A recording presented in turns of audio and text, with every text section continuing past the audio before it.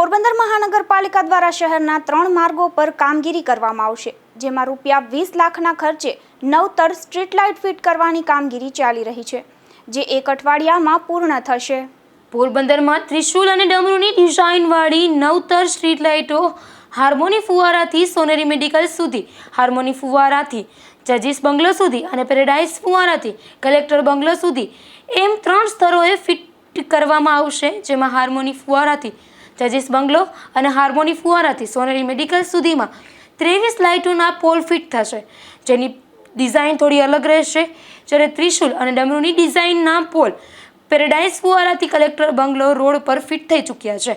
લાઇટની આ કામગીરી રૂપિયા 20 લાખના ખર્ચે થઈ રહી છે અને અઠવાડિયામાં તમામ કામ પૂર્ણ થશે તેવો મહાનગરપાલિકાનો દાવો છે.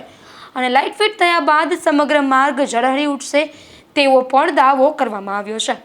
નિપુલ પોપટ સાથે અશોક થાનકી, ગુજરાત ન્યૂઝ, પોરબંદર.